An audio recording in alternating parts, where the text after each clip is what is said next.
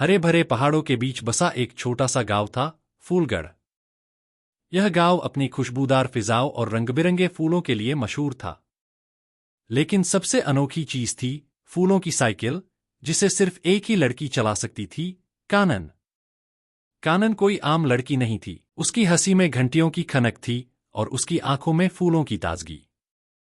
उसकी साइकिल में कोई लोहे की चेन या रबर के टायर नहीं थे। पत्तों से बने पहिए, बेलों की चेन और तने का हैंडल, सब कुछ फूलों से बुना गया था।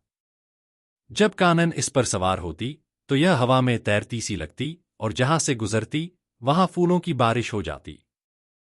गांव के लोग कहते थे कि यह साइकिल परियों का आशीर्वाद थी, जो सिर्फ उसे ही मिली थी। गर्मियों के एक दिन गांव में पानी की भारी किल्लत हो गई। नदियां सूख रही थीं और बाग के फूल मुरझाने लगे थे।